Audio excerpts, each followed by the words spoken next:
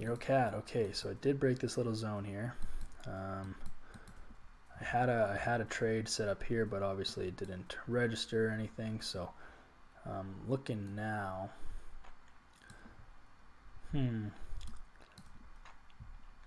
So price is still very bullish. It's above this moving average, but I do think this one's running out of steam as well.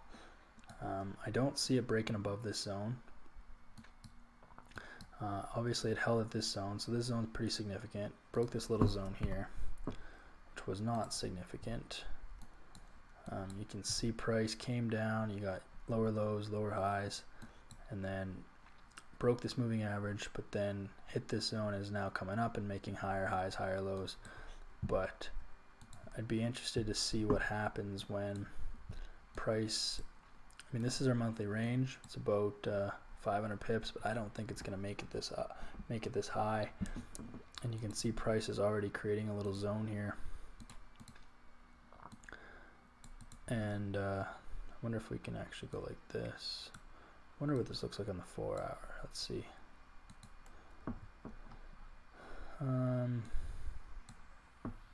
Yeah, so this is interesting.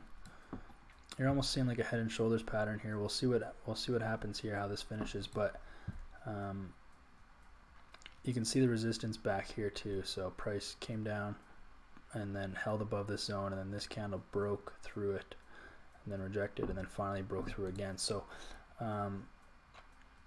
this might be where price changes direction, to be honest, but we won't know for some time still. But it is clearly rejecting this area a little bit the last few days. Since Friday, you had this huge bullish candle into this zone, and then hasn't been able to break it. So we'll see how today closes. Maybe today closes through this zone, but I do see the momentum dying off. And another thing is with Eurocad here is price touched this moving average and then broke back above. So now you have bullish structure. You got higher highs, higher lows. But yeah, and it's also printing this head and shoulders. So it might be a reversal here. Plus eventually price is going to, this 4 hour moving average is going to catch up again, and eventually price is going to stay below this moving average, which would trigger, some bearish momentum and, some potential sells.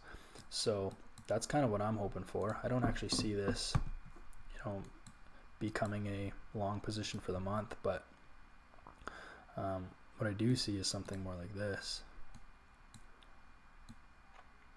And then obviously we would add, we could add probably, if this becomes the monthly high at we'll call it 140, call it 148, then we're looking at like 143 for the monthly range, which would be right down here for the month, something right down here.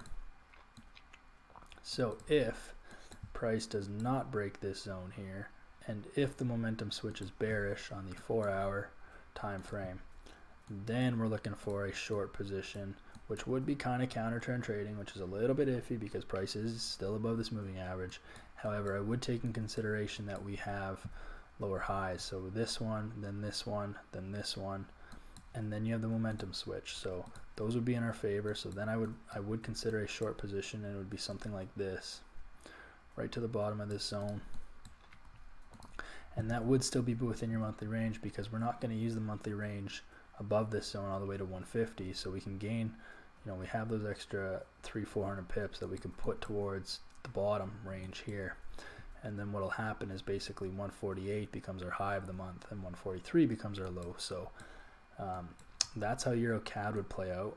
So we just have to wait a little bit longer for this and see just kind of how this momentum switches as price is in this zone. So probably today and then maybe into tomorrow, we'll see what this does. So right now it's, it made a higher high, pulled back. We'll see what this does. If this doesn't make a higher high and it makes a lower low and it breaks below this little zone here, if price goes like this, breaks below this zone, not only does it reject this major zone, it breaks below this lower support zone here, then you're probably looking for some short positions. And then by then price, this 1 hour moving average is probably caught up, and if the 1 hour moving average is above price, then it's going to function as resistance, and price is most likely to trend back down. So